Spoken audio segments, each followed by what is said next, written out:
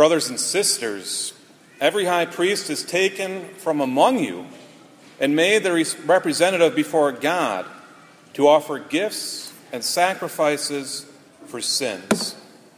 We hear these words today in our second reading from the letter to Hebrews, and it's telling us that from among us there will be taken up men who will be high priests. And we can interpret this even more, and women who will become sisters. And many of you who will go on to be teachers, social workers, accountants, etc. I think today would be a perfect day, especially with all these 10th graders here, to do a vocations homily. However, I'm not gonna, although it's very, very tempting. Because instead what I'd like to focus on is Respect Life. As many of you know, October is Respect Life Month. If you walk through our school hallways, you'll see many of the posters that some of the kids put up.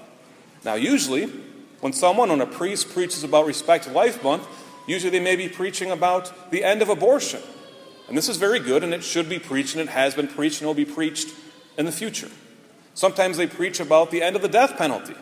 And once again, this should be preached, it has been preached, and will be preached again. But today what I would like to focus on is simply respecting life. The life that God has given each and every one of us. Now this is actually a very beautiful subject, but one that I'm very nervous to preach about, because the homily I'm going to give today is very personal. And it's going to reveal some stuff about my family. Nothing bad, but just some of the hardships that my family had to go through because of who we were and how many kids we had. As many of you know, I come from a relatively big family. There's many more big families than I have, but I have 2 brothers and 3 sisters. It's kind of like the Brady Bunch, except we didn't have a maid, although my mom always wanted to have one. But we did it, so no Alice in our bunch. But we were even, 3 and 3. And my mother and my father, Bernie and Pauline, they had their first 3 children. And they started talking, and they said, you know what, I think we're called to have one more. So they prayed about it, and they decided they're going to have another child. Well, God had different plans for them. Because when my mother got pregnant, she actually got pregnant with twins. My older brother and my older sister, Luke and Anna. So they went from a family of 3 to 5. And then they thought for sure that they were done. They thought for sure they were done. But God, once again, had different plans. Because 2.5 months later, my mom got pregnant with me. And 11.5 months later, after having my brother Luke and my sister Anna, I was born, which makes me an Irish triplet. 3 kids born within 1 year. How amazing is this? But imagine that your family doubles in size in 1 year, from 3 to 6. You know, when my mother was pregnant with the twins, a lot of people went up to her and said, congratulations, isn't this great? God has given you 2 instead of 1. But unfortunately, my mother was pregnant with me. That didn't happen. As a matter of fact, it was completely the opposite. See, after I was born, my mother was in a grocery store, just a random grocery store, and she had all 6 kids with her. My dad, I'm sure, was off working. He worked every single day. He was an accountant. My mom was a daycare provider. We worked hard in our family. We worked really hard, and you have to, and you have 6 kids and don't have much money. But there she was shopping. And I can only imagine my oldest brother Mark was 8 at the time. I'm imagining that he was pushing the grocery cart. My sister Sarah and my sister Lee were probably fighting because that's what they used to do, and they still do sometimes today. And there were the 2 little ones, Luke and Anna, probably right around the age of walking, but not quite yet, so they have to keep an eye on them. And there I was, probably in my little car seat, 2 months old. And there was my mom shopping, just doing her own business, taking care of what she has to take care of. And some lady went up to my mother, and she didn't say, how cute a family you have. Rather, she went up to my mother, and she started to yell at her throughout the whole grocery store, saying, how dare you have 6 kids? What is wrong with you? And she continued to do this throughout the whole store. Now, my mother is not a saint in any imagining of the word. She's not perfect. None of us are. Yet all she did was she continued to walk. She continued to do her shopping, but I know inside of her it tore her apart because she was being persecuted for having 6 kids. Now, I wish this has only happened in a grocery store, but this is not the case either. As a matter of fact, when my mother was pregnant with me, I'm guessing she was 6 or 7 months along, and she has told me that she was actually embarrassed sometimes to go out in public, even to go to church, because she didn't know how people were going to respond. And as a matter of fact, there they were one day, the 5 children, my dad was with, of course, to Mass. And then they were standing after Mass. And a lady that they knew very well came up to them. Came up to my dad, my mother standing right next to him. And she looked at my dad, and she said, "How dare you get her pregnant?" And she slapped him across the face. She slapped him across the face because of me. Because my mother was pregnant with me. And this happened in a church that calls itself pro-life, a church that calls itself a community that is open to all life.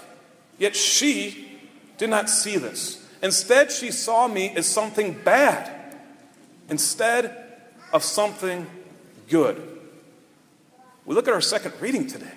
What does it say? Your priest will be chosen from among you. I think there's something beautiful about this. That my dad and my mother got persecuted before me. Yet here I am serving the church. Because I know, and you know this as well, we are not called to be that way. We are called to be a community that is open to all life and not to be judgmental. Now, I wish that this would have stopped in 1983, the year that I was born. But I know it hasn't. I know it still happens today. At the last parish I was at, Epiphany in Coon Rapids, it's known for having big families of 6, 8, 12. There's even a family, I think, that has 14 children. I think how beautiful that is, that each one of these children are God's child. Yet other people don't feel this way. I became pretty good friends with a family out there that have 8 children.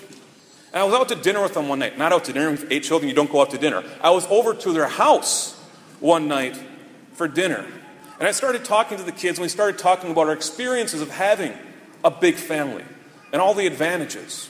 And one of the kids looked at me and said, "Yeah, Father, it's great, although when we go to church, we can feel the parishioners staring at us as we walk into the pew and take it all up. And they can hear the comments. We don't think these kids hear these comments. They can hear the comments of people saying, 8 kids? Really? Wasn't 2 or 3 enough?"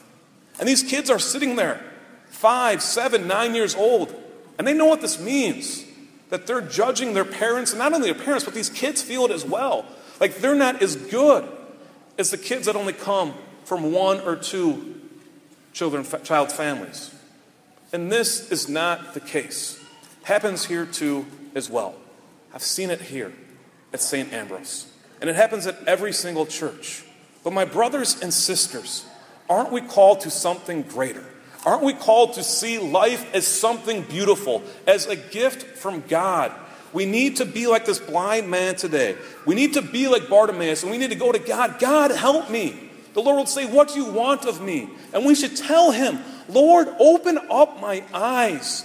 Open up my soul, open up my mind, that I may see the gift of life as something good, not as something bad, not as a hindrance on society." We should respect every single child that is given to us, and not to judge a family because they have 8 children, or not to judge a family because they don't have any children. How do you know those parents aren't trying? And that they go to Mass and they know that they too are being stared upon because they don't have any kids and they've been married for 5 years. We are not called to be judgmental. We are called to be loving. We are called to be like Christ and to see God in each and every person, to see God in each and every family. I can only imagine what would have happened if someone would have had the courage to go up to my mother at that grocery store and tell that lady to leave her alone, and to look at my mother and say, "Do you need any help? You have 6 children. Can I help you push this grocery cart? Know of my prayers. Or at church that one morning, if someone went up to that lady and gently told her, listen, this isn't right. All my dad did was walk away. There's nothing you can do. We are called to respect life at every single moment of someone's life. From conception to when they are born to when they die. This is what we are called to do. And we are called to cry out to God and say, God, help us. Help us see the children that you have put in front of us. And help us to love as you love. Let us be that community that we say we are. You know, the only difference, for the most part, between those ladies that did these horrible things to my family and us sometimes, is that they started putting into action what some of us think sometimes. When that family next to us that has 5 kids and are crying throughout Mass and we think, why did you have so many? They put it into action. The difference between them and us is they did actions. Now, of course, let's not do actions, but let us ask God today as well to help us purify our thoughts and to see life once again as something good. Lord, open up our eyes so that we may see you in each and every one of us.